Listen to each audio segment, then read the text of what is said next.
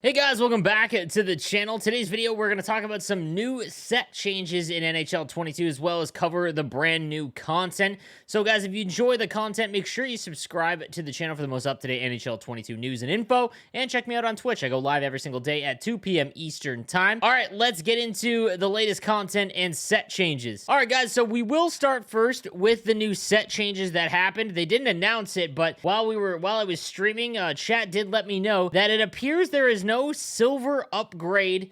There is no silver upgrade timer anymore. So if you have a ton of silver cards, in my opinion, we aren't getting any value out of these. You could sell them for coins, and I always recommend doing that. But with the new trade-in options, where basically every gold card now has value, you can just sit here and trade in all the 70 or all the silver cards that you want, because as you notice, there's no more set timer here. So I have about 180, and really I'm not doing anything with them. I mean, like I said, you could sell them, but you're really just not going to get that much for them. We also got new Hut Rush rewards, and while I don't talk about Hut Rush very often, well, because the rewards are usually a joke, these ones do have some nice rewards, and the reason being is it does appear that throughout the reward list, we do have under 22 collectibles. So if you do complete all of the Hut Rush tiers, you will end with 6 more under 22 collectibles, which is big if you are looking to acquire or upgrade some of the under 22 players. So if you have Bowen Byram, you're a free-to-play player,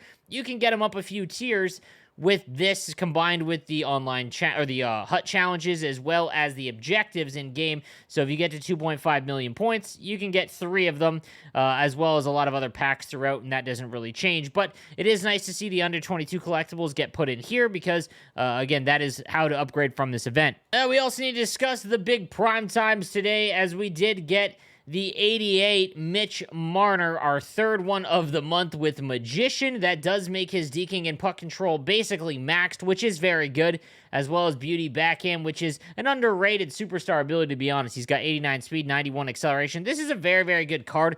I still don't think I would invest in it, but if he goes cheap enough, you know, like 60K, 70K maybe, it's not awful, but I'm just not a huge fan of Mitch Marner cards.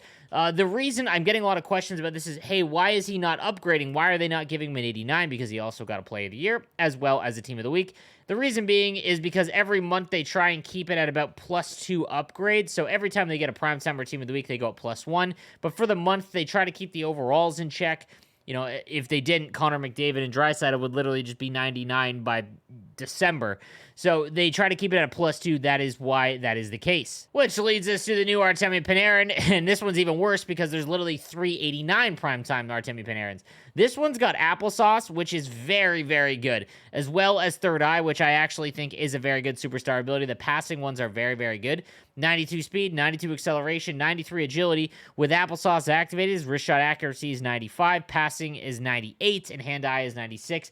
A very good right-handed winger card, obviously. Again, I'm not huge on investing in prime times unless they've fallen pretty quickly.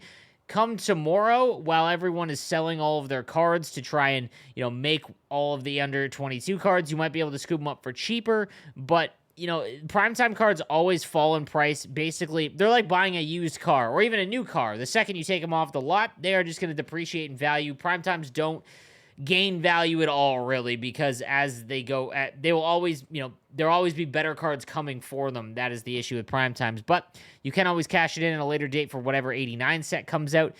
So this Artemi Panarin card does look to be very, very nice. Boys, we also got some European cards, and I want to point them out because for free-to-play players or guys looking for some sneaky buys, we got 2 that have extremely weird builds. So I'm going to butcher this. Ika Kangasniemi with Light the Lamp.